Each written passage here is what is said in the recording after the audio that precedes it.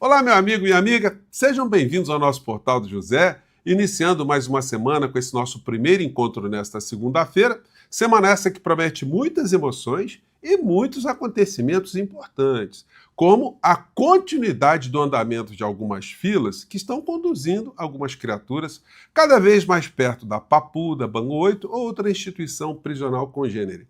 É muito importante salientar que a doença de uma pessoa não impede prazos processuais. Aquilo que está acontecendo com a figura do ex-presidente da República não interfere absolutamente em nada nos prazos que estão acontecendo, principalmente nesse momento.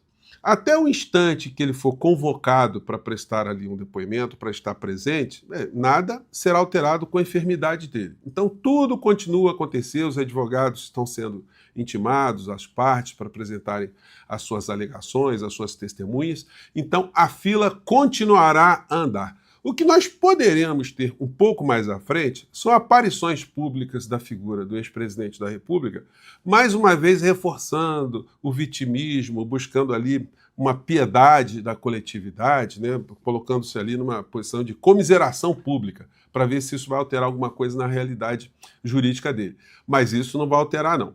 Nós estamos vendo agora, paralelamente a tudo isso, uma tentativa desesperada dos piores criminosos que nós temos na vida política aqui no nosso país, depois da figura do inelegível, tentando, através de um projeto de lei fajuto, picareta, inconstitucional, uma libertação futura da criatura ou evitar que ele vá para a cadeia.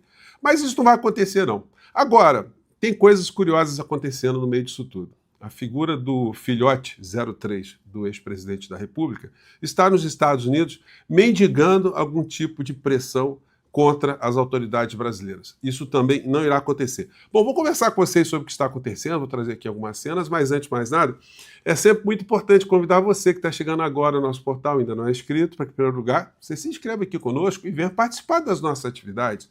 Conheça também os nossos outros vídeos. Se você gostar, sempre recomende, compartilhe e mande aqui o seu comentário, dê o seu joinha e, se puder também, prestigie o nosso clube de membros. Você que é muito bem-vindo e muito bem-vindo.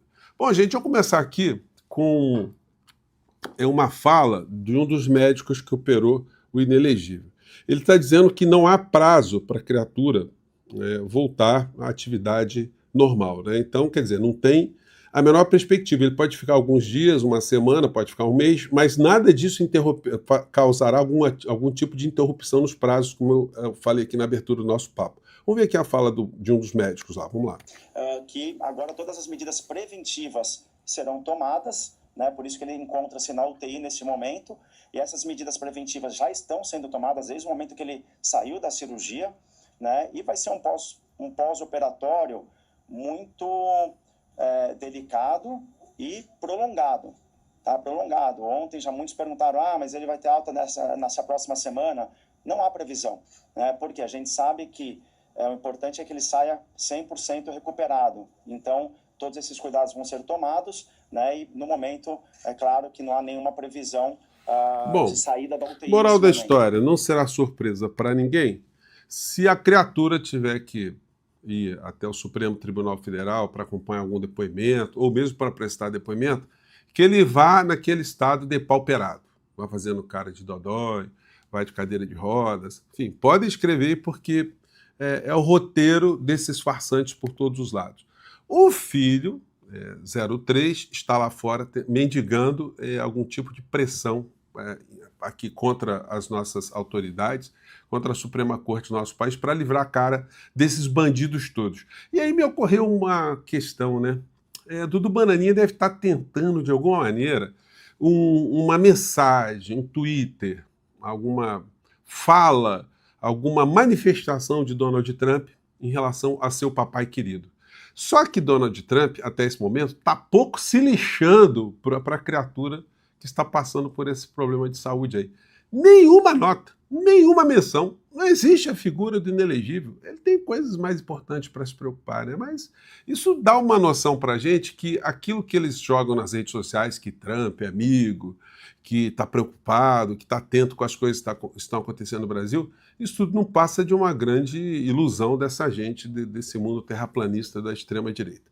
E o Dudu Bananinha continua com essa, ele continua postando vídeos em inglês para ver se alcança muita gente, né? E, enfim, com 4 dias aqui, pouco mais de 40 mil visualizações, não é? Ou seja, as pessoas estão assistindo os vídeos de Dudu Bananinha, são as pessoas aqui no nosso país, até porque ele fala inglês, mas ele coloca a legenda em português, né? Porque se fosse dirigido só lá para fora, não precisaria ter a legenda em português. Vamos colocar aqui um pedacinho do momento que ele confessa que ele não está atuando só contra o ministro Alexandre de Moraes. Ele está atuando contra todos os ministros da Suprema Corte. Vamos acompanhar aqui esse trecho aqui. The emails that at that time Twitter changed with the Supreme Court and with the Electoral Court, with the Justice Committee of the US Congress. And in this case, he was showing how Alexandre de Moraes was ordering Twitter to censor, to block some profiles, conservative profiles in his social platform, and saying to Twitter, do not tell the blocked users that these orders were coming from Alexandre de Moraes. So this is all the atmosphere that is very clear. If we bring this information to the US authorities, they will apply the Magnitsky sanctions against Alexandre de Moraes. And this is a real message that can avoid the other 10 justices of the Supreme Court to keep going on with censorship and human rights violations. Então, gente, assim, tá em inglês, mas você que pode ler as legendas aí, você viu que o que ele está pretendendo não é só uma sanção contra o ministro Alexandre de Moraes. Ele pretende que essa sanção seja elastecida para a Suprema Corte do nosso país, ou contra, né? Agora, vocês imaginem só, uma pessoa está fora do nosso país, tentando um poder externo de uma outra nação para constranger ministros da Suprema Corte do nosso país, para pressionar, para ameaçar com algum tipo de sanção, para que eles revertam uma série de atitudes, uma série de sentenças e decisões judiciais da competência deles, que estão, da competência do STF, que estão atingindo essas sanções as figuras desse universo aí criminoso aqui no nosso país. Mas a coisa não para por aí, né? Porque eles continuam com algumas figuras, como o braço direito do pastor Silas Malafaia, essa imundície que foi esse projeto de lei que visa a anistia. Como eu tenho sempre salientado aqui, não é para essas criaturas da raia miúda do 8 de janeiro, é para proteger os graúdos, os criminosos. E aí, felizmente, estou vendo mais pessoas abordarem o que está acontecendo e desmistificarem o que é que está por trás desse projeto.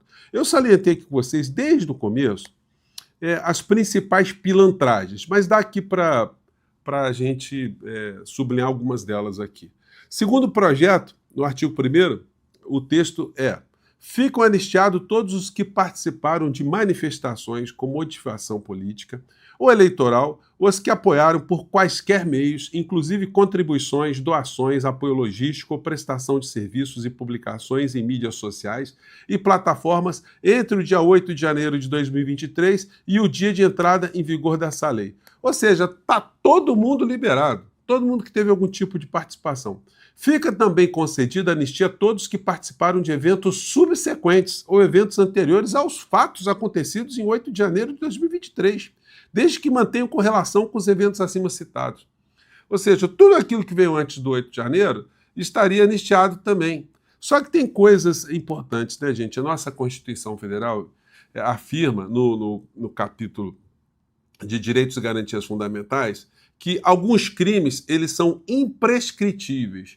Ou seja, crimes que jamais correm a possibilidade de sofrerem uma retirada do sistema jurídico, de não ter nenhum tipo de repercussão penal diante da sua gravidade. E dentre esses delitos estão a organização de crimes armados para a destruição do Estado Democrático de Direito.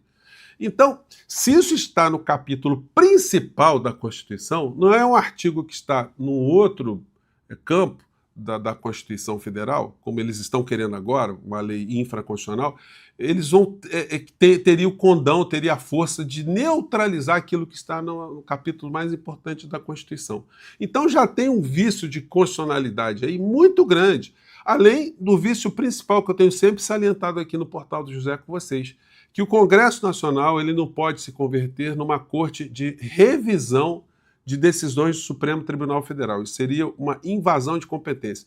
O Congresso Nacional ele pode fazer leis, ele pode estabelecer uma série de normas, mas sem que elas tenham o objetivo de beneficiar uma pessoa ou prejudicar uma pessoa, porque aí o Congresso Nacional estaria violando princípios constitucionais também do artigo 37, que impõe ali que todas as normas obedeçam a alguns princípios da legalidade, da impessoalidade, da moralidade, da publicidade e da eficiência. Então, tudo está absolutamente inconstitucional no meio dessa história. E eles estão gastando muita energia e estão fazendo aqui todo tipo de vagabundagem jurídica. Mais à frente, o projeto diz: a anistia que trata a lei abrange quaisquer medidas e restrições de direitos, inclusive impostas por liminares, medidas cautelares, sentenças transitadas em julgado ou não julgado que limitem a liberdade de expressão e manifestação de caráter político ou eleitoral nos meios de comunicação social, plataformas e mídias sociais. Então, gente, esse projeto ele visa neutralizar todas as decisões judiciais. Então está muito claro que o propósito é absolutamente ilegítimo, é interferir em decisões de um outro poder. Então, gente, por tudo isso, é que não tem possibilidade desse troço, desse monstrengo, dessa geringonça, ser aprovado pelo Supremo Tribunal Federal, ser convalidado pelo Supremo Tribunal Federal. Agora, tem uma medida também que é muito infame, que eu não comentei com vocês ainda, que é o seguinte: o projeto de lei aqui, ele visa criminalizar apenas as ações que sejam concretamente atuadas contra pessoas humanas. Somente se tiver uma violência contra uma pessoa humana é que o crime de abolição do Estado violento, o Estado de Direito, enfim, a abolição violenta do Estado Democrático de Direito, poderia ser tipificado, poderia ser enquadrado na lei. Isso faz com que todos os atos preparatórios, todo tipo de conspiração, todo tipo de picaretagem, de manobra, de conluio, de organização para destruir a nossa democracia, sejam absolutamente ilícitos. Todo mundo está liberado para conspirar contra o Estado Democrático de Direito, porque só terá algum tipo de consequência se essas pessoas agirem de forma violenta. Mas quando elas agem de forma violenta, é porque a democracia já foi para o ralo. Então, o que acontece? Esse tipo de projeto ele não só está anistiando, ou tentando anistiar os criminosos de hoje, mas está também dando uma espécie de passaporte criminal para que outras tentativas de golpe de Estado possam ser engendradas aqui no nosso país. Por tudo isso, gente, essa história é uma patifaria muito grande. Agora, está faltando com que os grandes veículos de comunicação eles levem esse tipo de informação para a sociedade para desmistificar esse discurso desses vagabundos, desses picaretas, desses criminosos, inclusive que fazem sempre uso de religião, porque esse discurso é um discurso mentiroso. Isso precisa ser desmistificado, isso precisa ser desmascarado, isso precisa ser explicitado para a sociedade brasileira, que essa gente está querendo mesmo anistiar os piores criminosos que existem na vida política e social aqui no nosso país. Ainda bem que nós temos esse espaço aqui para jogarmos luzes sobre esses bandidos todos. Gente, eu fico por aqui, mais tarde a gente volta. Um grande abraço, tchau!